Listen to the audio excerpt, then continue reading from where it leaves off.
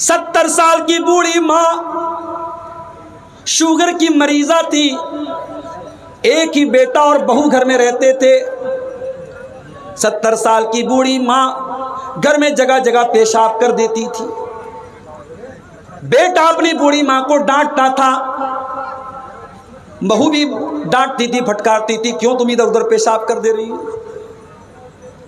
माँ ने कहा, बेटा याद कर अपना बचपन, तू भी तो जगह जगह पेशाब कर दिया करता था और मैं पोछा लेकर के तेरे पेशाब को साफ कर दिया करती थी। तू दिन भर में 25 मरतबा कपड़े में पेशाब करता था, मैं 25 मरतबा तेरे कपड़े को चेंज कर देती थी। पहले के ज़माने में तो डाइपर वगैरह भी नहीं था। अब तो माशाल्लाह नए दौर की औरतें हैं, डाइपर है, वाइप्स है, फलाना है, ढिकाना है, तो बहुत आसानी है। उस बूढ़ी माँ को जो जगह जगह पेशाब करती थी, उसके अपने बेटे ने और बहू ने इतना मारा। उस मोहल्ले के एक आदमी ने देखा उस बूढ़ी औरत को गठरी की तरह पड़े हुए कमरे में। उस बूढ़ी औरत की लाश मिली है और लाश ऐसी तरीके से मिली है कि चेहरे पर मारने के निशानात भी हैं, चोट के निशानात भी हैं। और पुलिस को और मोहल्ले वालों को पूरा डाउट है कि उसी बेटे और बहू ने मिलकर के अपनी मां को मारा है। ये हालात हैं आज। इंसान इतना क्रूर हो चुका है, इतना कठोर हो चुका है, इतना सख्त दिल हो चुका है। ववस्सैनल इंसान बिवालिदैहि, ऐ इंसान तू अपने माता पिता के साथ अच्छा सलूक कर। हमलतु उम्मुहु कुरहा हमलतु उम्मुहु वहनन अला वहनिन, तेरी माँ ने तकलीफ दर तकलीफ से तुझको अपने पेट में रखा है। कुरान के 26वें पारे में अल्लाह ने फरमाया, ववस्सैनल इंसाना बिवालिदैहि इहसाना, हमने इंसान को हुक्म दिया अपने माता पिता के साथ तू अच्छा सलूक कर। हमलतु उम्मुहु कुरहा व वज़अतहु कुरहा, तेरी माँ ने बड़ी तकलीफ से तुझको पेट में रखा था और बड़ी तकलीफें झेल करके तुझको जन्म दिया था। 3 तकलीफें ऐसी है जो माँ उठाती है, पेट में रखने की तकलीफ, जन्म देने की तकलीफ और 9 महीने तक दूध पिलाने की तकलीफ। इसीलिए बाप का दर्जा अपनी जगह है, मगर माँ का दर्जा बाप से भी 3 गुना ज्यादा है। दुनिया वालों, तुम कहते हो इस्लाम ने औरत को क्या दिया है, आओ मैं तुमको बताऊं। इस्लाम ने औरत को यह सम्मान दिया है कि अगर औरत माँ है तो बाप से 3 गुना उसका दर्जा ज्यादा है। जज़ाकल्लाह। अल्लाह के प्यारे नबी के पास एक सहाबी आए और आकर के सवाल किया, मन अहक्कुन नास बिहुस्न सहाबती, अय अल्लाह के नबी मेरे अच्छे सलूक का सबसे ज़्यादा हकदार कौन है। आपने फरमाया उम्मुका, तेरी माँ है। पूछा उसके बाद कौन है, आपने फरमाया तेरी माँ है। उसके बाद पूछा कौन है, फरमाया तेरी माँ है। चौथी मर्तबा आपने फरमाया तेरा बाप है। जिस माँ को इस्लाम ने यह दर्जा दिया था, उस माँ को आज आपने गाली बना दिया। किसी से लड़ाई होती है, माँ की गाली हम देते हैं। तुम्हें गाली देने के लिए बाप नहीं मिला, गाली देने के लिए भाई नहीं मिला, गाली देने के लिए कोई और माँ मिली थी तुझे गाली देने के लिए, तो उन्हें माँ को गाली बना दिया। नबी ने 3 मरतबा माँ का नाम लिया। एक सहाबी अल्लाह के नबी के पास आए और कहा, अल्लाह के नबी मैं जिहाद में जाना चाहता हूँ, आपके साथ जंग में जाना चाहता हूँ, मैं अपने माँ बाप को छोड़ के आया हूँ, रो रहे हैं मेरे माँ बाप। आपने फरमाया, ऐ मेरे सहाबी जाओ और अपने माँ बाप को हंसा करके आओ जैसे तुम रुला करके आए हो। माँ बाप को रुलाने की तुमको इजाज़त नहीं है, उन्होंने हमेशा तुम्हें हंसाया है, उनकी वजह से तुम्हारे लब पर मुस्कुराहट आई है, लिहाजा तुम्हारी वजह से उनकी आंखों में आंसू नहीं आने चाहिए। जाओ अपने माँ बाप को तुम हंसा करके आओ। औरत अगर माँ है उसका ये दर्जा है, और यही औरत अगर बेटी बन के आती है, अल्लाह के प्यारे नबी क्या फरमाते हैं, मनिबतुलिया बिहाज़िहिल बनाति शैअन कुन्न लहू सितरम मिनन नार। जिसको अल्लाह ताला बेटी देकर के आजमाता है, जिसका इम्तिहान अल्लाह ताला बेटी दे करके लेता है और इस इम्तिहान में वो खरा उतर जाता है, अल्लाह के प्यारे नबी फरमाते हैं कुन्न लहू सितरम मिनन नार, वो बेटी अपने माँ बाप को जहन्नम की आग से बचाती है। ओ बेटी वालों, बेटी तो तुमको जहन्नम की आग से बचाने के लिए आई है, मगर तुमने क्या किया जरा गौर करो।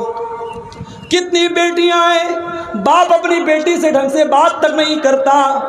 जवान बेटी से बाप बात करना भी अपनी इंसल्ट समझता है। बाप घर में आता है, बेटी जल्दी से कमरे में चली जाती है, बाप को देख के डर जाती है। ओ लोगों, बाप बेटियों को डराने वाला नहीं, बाप बेटियों से प्यार करने वाला होना चाहिए। अल्लाह के प्यारे नबी जनाब मोहम्मद रसूलुल्लाह सल्लल्लाहु अलैहि वसल्लम कैसे बाप थे बेटियों के। हज़रत आयशा फरमाती हैं, बुखारी की रिवायत है, जब हज़रत फ़ातिमा आती थी, नबी की बेटी जब आती थी, अल्लाह के प्यारे नबी अपनी बेटी का वेलकम करते थे, स्वागत करते थे, खड़े हो जाते थे और कहते थे मरहबम बिबनती, ऐ मेरी बेटी तेरा आना मुबारक हो। और आप अपनी बेटी का हाथ पकड़ के चूम लेते थे और अपनी सीट पर अपने बगल में अपने बाजू में अपनी बेटी को बिठाते थे। बेटी अगर है औरत तो प्यार और सम्मान के लायक है। हमारे यहाँ तो साहब कहते बेटी पराया धन होती, ये होगी किसी के यहाँ कहावत। हमारे यहाँ बेटी कभी पराई नहीं होती है, माफ कीजिएगा। इस्लाम में बेटी कभी पराई नहीं है। ससुराल चली गई है, किसी की बीवी बन चुकी है, किसी की माँ बन चुकी है, मगर माँ बाप से उसका रिश्ता कभी नहीं टूटता है। और मैयारपुर वालों, तुम बेटियों को जहेज देते हो, काश कि तुमने जहेज बन करके बेटियों को वरासत में उनका हक दिया होता। जाओ बिहार और कटिहार के किसी भी आलिम से सवाल करके पूछो कि भाई अपनी बहन का हक दिए बगैर और बाप अपनी बेटी को जायदाद में वरासत में उसके हक से महरूम करके अगर हज करने जा रहा है, उम्रा करने जा रहा है, क्या उसका उम्रा कबूल होगा अल्लाह ताला के? जाओ फतवा पूछ लो। ये कोई ऑप्शनल चीज़ नहीं है कि चाहो तो अमल कर लो। अल्लाह ने कुरान में जब वरासत बयान की, फरमाया वतिल्का हुदूदुल्लाह, ऐ मेरे बंदो, हम जो वरासत का मसला बता रहे हैं, बेटी का इतना है, बेटे का इतना है, शौहर का इतना है, बीवी का इतना है, बाप का इतना है, माँ का इतना है, हम ये जो मसला बयान कर रहे हैं, ऐ दुनिया वालों कान खोल करके सुन लो, वतिल्का हुदूदुल्लाह, ये अल्लाह की बनाई हुई बॉर्डर है, ये अल्लाह की बनाई हुई हद है। इंडिया की बांग्लादेश की बॉर्डर करीब है आपके यहाँ से, बांग्लादेश की बॉर्डर और नेपाल की बॉर्डर करीब है आपके यहाँ से। अगर बॉर्डर पर बीएसएफ के जवान बैठे हैं, अगर इल्लीगल तरीके से कोई बॉर्डर क्रॉस करता है, फौरन सिपाही एक्शन लेते हैं। इल्लीगल तरीके से किसी को किसी दूसरे देश की सरहद में जाने की इजाज़त नहीं है। अल्लाह कह रहा है वरासत का जो कानून हमने दिया है, ये अल्लाह की बनाई हुई बॉर्डर है, ये अल्लाह की बनाई हुई हद है, ये अल्लाह की बनाई हुई लिमिट है। इसको क्रॉस करोगे तो तुम इल्लीगल माने जाओगे। बाप के मरने के बाद भी बाप की वरासत में बेटी का हक है। हाँ, बेटे का आधा मिलेगा उसको, क्योंकि बेटा कमाता है, बेटा अपनी माँ को भी खर्चा देता है, बीवी को भी खर्चा देता है, बेटे की जिम्मेदारी रहता है, बेटे को डबल मिलेगा, मगर बेटे का आधा बेटी को भी मिलेगा, भाई का आधा बहन को भी मिलेगा। ये अल्लाह का बनाया हुआ कानून है। इस्लाम में बेटी पराया धन नहीं होती है, माफ कीजिएगा। यही औरत जब बीवी बनती है, कभी आपने गौर किया निकाह का ये बंधन कितना मजबूत होता है? शौहर और बीवी के दरमियान निकाह के बाद कोई पर्दा नहीं है। जब तक शादी नहीं हुई थी एक दूसरे को देखना भी जायज़ नहीं था। जब तक शादी नहीं हुई थी औरत के बदन को टच करना भी हराम था। जब तक शादी नहीं हुई थी औरत के बदन को देखना भी हराम था। और आज निकाह हो गया, सर से पैर तक वो औरत हलाल हो गई। ये निकाह की बरकत है। और इस निकाह में अल्लाह का नाम लेकर खुतबा निकाह पढ़ के काजी साहब इजाबो कबूल कराते हैं, मौलवी साहब निकाह पढ़ाते हैं, अल्लाह का कलाम पढ़ के दुल्हा से कहते हैं कि मैं तेरा निकाह फला के साथ कर रहा हूँ। अल्लाह का कलाम पढ़ करके ये निकाह किया जाता है। इसीलिए अल्लाह के प्यारे नबी ने अपने आखिरी खुतबे में हज्जतुल वदा के मौके पर अरफात के मैदान में 1.25 लाख सहाबा को खिताब करके फरमाया था, इत्तकुल्लाह फिन निसा, ऐ लोगों तुम औरतों के बारे में अल्लाह से डरते रहना, फ़इन्नकुम अक़ज़्तुमूहुन्ना बिअमानिल्लाह, क्योंकि तुमने जब निकाह किया तो उनको अल्लाह की पनाह में लिया है, वस्तहललतुम फ़ुरूजहुन्ना बिकलिमतिल्लाह, और तुमने अल्लाह का कलाम पढ़ करके अल्लाह का नाम लेकर के उनकी शर्मगाहों को हलाल किया है। कल तक वो हराम थी, निकाह के जरिए तुम्हारे लिए हलाल हो। और जब ये औरत बीवी बन के आती है, अल्लाह की कसम, गर्लफ्रेंड बॉयफ्रेंड के रिश्ते बहुत चल रहे हैं समाज में, हराम रिश्ते बहुत चल रहे हैं समाज में, मगर जो गलत है वो गलत ही रहेगा और जो सही है वो सही ही रहेगा। शौहर और बीवी का जो रिश्ता है, जो हलाल रिश्ता है, अल्लाह की कसम उसमें सुकून है, हराम रिश्तों में सुकून नहीं है। और यही वजह है कि आज गर्लफ्रेंड बॉयफ्रेंड को धोखा देके भाग जाती है। ये बर्गर और पिज्जा खाने वाली कौम जब हर चीज में फास्ट काम करने लगी, शॉर्टकट तलाश करने लगी, तो रिश्तों में भी शॉर्टकट तलाश किया जाने लगा।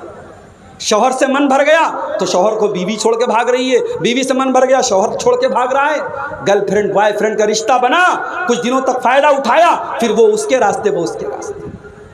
कितनी बड़ी बेगैरती है, कितनी बड़ी बेशर्मी है कि एक दूसरे के तन से फायदा उठाया जाए, एक दूसरे के शरीर से फायदा उठाया जाए, और उसके बाद कहा जाता ब्रेकअप हो गया, ब्रेकअप हो गया। आज ब्रेकअप हुआ, कल पैचअप हुआ, इसके साथ ब्रेकअप हुआ, उसके साथ पैचअप हुआ। रिश्ता नहीं हुआ, कपड़ा है, डोरी है, बांध दी, नहीं, ये रिश्ता है मेरे प्यारे से। इसीलिए हराम रिश्ते में वो सुकून पैदा हो ही नहीं सकता जो निकाह में पैदा होता है। ये अलग बात है कि हमने निकाह को भी आज एक मुकद्दस रिश्ते को भी आज हमने नापाक बना दिया है। अब निकाह कहाँ होता है भाई साहब? अब तो सौदा होता है। लड़का जितना क्वालिफाइड है, लड़का जितना पढ़ा लिखा है, लड़का जितनी अच्छी जॉब पर है, उतना महंगा सौदा लगाया जाता है। 3 लाख देना पड़ेगा आपको, हमारे लड़के को बुलेट चाहिए। और थोड़ा अगर लड़का ज़्यादा पढ़ा लिखा है, ज़्यादा पैसा कमाने वाला, गवर्नमेंट जॉब में है, तो बड़ा सा मुंह खुल जाएगा, फॉर्च्यूनर चाहिए। और आजकल फॉर्च्यूनर से भी बढ़िया कोई गाड़ी आई है, पता नहीं क्या नाम है उसका, हैं, लैंड क्रूज़र वगैरह, तो खैर कुछ भी डिमांड कर दी जाती है। बेटियों का तुम सौदा कर रहे हो, बेशर्मी और बेगैरती की हद है। बेटियां सौदा करने की चीज़ नहीं होती है मेरे भाई। बेटी बड़ी नसीब वाले लोगों को मिलती है। मेरा तजर्बा है और तुम भी तजर्बा करके देख लेना। जिसके घर में बेटी पैदा हुई है वो तजर्बा करके देख ले, उसकी रोजी रोटी में बरकत पैदा हो जाती है, उसके माल में बरकत पैदा हो जाती है। ऑटोमेटिक उसको महसूस होता है कि मेरे घर में बरकत आई है। और जिनके घरों से बेटियां चली जाती हैं उनका कारोबार मंदा पड़ जाता है, उनकी रोजी रोटी कमज़ोर हो जाती है। बेटियां बरकत लेके आती है मेरे साथ। औरत बेटी है, बरकत लेके आई, माँ है, जन्नत लेकर के आई, बीवी है, सुकून लेकर के आई। वमिन आयातिही अन खलक लकुम मिन अनफुसिकुम अज़वाजन लितस्कुनू इलैहा। मेरे बंदो, अल्लाह की बहुत बड़ी निशानी ये भी है कि उसने तुम्हारे जोड़े बनाए, तुम्हारी पत्नियों को बनाया, तुम्हारी बीवियों को बनाया। हाँ ए लोगो, इतने बड़े बड़े जलसे कर रहे हो, किस लिए कर रहे हो? जलसे का उन्वान क्या रहता है? मुआशरे की इस्लाह करना है। मुआशरे की इस्लाह कैसे होगी? जब तक घर की इस्लाह नहीं होगी। और घर की इस्लाह कैसे होगी? जब तक नेक घर वाली नहीं आएगी। इसीलिए अल्लाह के प्यारे नबी फरमाते हैं, तुनकाहुल मरातु लिअरबईन, जब औरत का निकाह होता है 4 चीज़ें औरत के अंदर लोग देखते हैं। ले मालिहा, पैसा देखते हैं, वले जमालिया, खूबसूरती देखते हैं, वले हसब या ख़ानदान देखते हैं, वले दीनिहा, और कुछ लोग दीन दीनदारी देखते हैं। आपने फरमाया फज़फर बिज़ातिद्दीन, तुम दीनदार औरत को अपने घर में लेके आ जाओ, तुम कामयाब हो जाओगे। ओ लोगों, दीनदार औरत को लेके आ जाओ, वो तुम्हारी सिगरेट छुड़वा देगी, वो तुम्हारा रजनीगंधा छुड़वा देगी, वो तुम्हारा सूद और ब्याज छुड़वा देगी। तुम नेक औरत को लेके तो आओ अपने घर में। तुम तो नेक कहाँ लाते हो, तुम तो खूबसूरत लाते हो, तुम तो अपनी बरादरी की लाते हो, अपने खानदान की लाते हो, तुम दीनदारी को नहीं देखते। औरत सुकून लेके आती है मेरे साथ। अच्छा, एक औरत है जिससे आपका कोई रिश्ता नहीं है, जलसे में आप गए, वहां आपकी माँ भी है, बहन भी है, बेटी भी है। माँ का सम्मान करना है, बहन को इज्जत देना है, बेटी को इज्जत देना है। एक चौथी औरत आई, कोई रिश्ता नहीं है मेरा उसके साथ, मैं दूसरे गांव से आया हूं, वो मैयारपुर की लड़की है, मैयारपुर की औरत है, मेरा उससे कोई रिश्ता नहीं है। मैं भी जलसे में जा रहा हूं, वो भी जलसे में जा रही है, सामना हुआ। कुरान क्या कहता है, कुल्लिल मोमिनीना यगुज़्ज़ू मिन अबसारिहिम।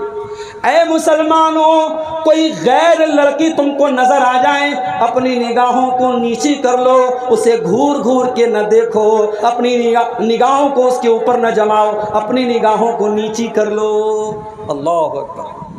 इस्लाम ने औरत को कितना सम्मान दिया है। कोई गैर औरत है, कोई रिश्ता नहीं है, न बहन है, न बेटी है, न माँ है, लेकिन कोई गैर औरत भी है तो आपको उसे घूरने की इजाज़त नहीं है, आपको उसे हरासमेंट करने की इजाज़त नहीं है, आपको उसे परेशान करने की इजाज़त नहीं है। आपके समाज में किसी औरत के बारे में अफवाह उड़ गई, वो औरत बदचलन है, आपने भी मज़ा लेने के लिए उसको लोगों से कहना शुरू किया, अरे फला की लड़की तो बदचलन है। आपके पास कोई प्रूफ नहीं है, आपके पास कोई दलील नहीं है, और आपने किसी औरत को बदचलन होने का आरोप लगाया, कैरेक्टर पर आरोप लगाया। तो कुरान क्या कहता है, वल्लज़ीना यरमूनल मुहसनाति सुम्मा लम यातू बिअरबाति शुहदा फजलिदूहुम तमानीना जल्दा। जो किसी बेकसूर औरत पर, किसी पाक दामन औरत पर बदचलनी की तोहमत लगाए, चरित्रहीन होने का इल्ज़ाम लगाए, कैरेक्टरलेस होने का इल्ज़ाम लगाए, उस औरत के ऊपर ज़िना का इल्ज़ाम लगाए और 4 गवाह उसके पास न हो। इस्लाम ने जो सबूत मांगा है, जो गवाह मांगा है, अगर वो गवाह तेरे पास नहीं है, वो सबूत तेरे पास नहीं है, तो कुरान क्या कहता है, फजलिदूहुम समानीना जल्दा। इल्ज़ाम लगाने वाले को, तोहमत लगाने वाले को, झूठा इल्ज़ाम लगाने वाले को 80 कोड़े मारे जाएंगे। वला तक़बलू लहुम शहादतन अबदा। और इस्लामी अदालत में उस इंसान की गवाही कभी कबूल नहीं की जाएगी। औरत के सम्मान और औरत के चरित्र की कितनी अहमियत है। औरत पर आपने झूठा इल्जाम लगाया है, 80 कोड़े लगेंगे और अदालत आपको बैन कर देगी कि ये आदमी कोई भी गवाही देगा, इसकी गवाही अनएक्सेप्टेबल है, अस्वीकार्य है, इसकी गवाही कबूल नहीं की जाएगी। यह है औरत का सम्मान।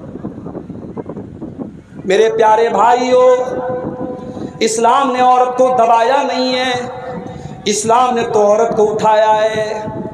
अल्लाह के प्यारे नबी जब अरब की धरती पर आए थे, इस औरत के ऊपर बहुत अत्याचार होता था। जानवरों की तरह यह औरत बाजार में बिका करती थी।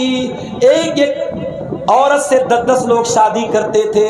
पति के मरने के बाद आपके भारत की धरती पर भी 1400 साल पहले नहीं बल्कि 100 साल पहले भी सती प्रथा लागू थी। पति के मरने के बाद पत्नी को पति की चिता के साथ जला दिया जाता था। विधवा औरत और बेवा औरत का निकाह करना, शादी करना पाप माना जाता था, गुनाह माना जाता था। अरब के अंदर जब कोई शौहर मर जाता था, 1 साल तक उसकी बेवा औरत को एक काल कोठरी में बंद कर देते थे। उसी में लैट्रीन करती थी, उसी में पेशाब करती थी, उसी में खाना खाया करती थी, उसी में पानी पिया करती थी। 1 साल तक उसको सूरज की रोशनी देखने नहीं दिया जाता था। इस्लाम ने आकर इन कुप्रथाओं को रोका है। इस्लाम ने आकर इन बैड ट्रेडिशंस को, इन गलत ट्रेडिशंस को रोका है। और इस्लाम ने दुनिया को पैगाम दिया, व इज़ल मौऊदतु सुइलत बिअय्यि ज़ंबिन क़ुतिलत, ऐ लड़कियों को जिंदा जमीन में गाड़ने वालों, कल क़यामत के दिन वो लड़की क़यामत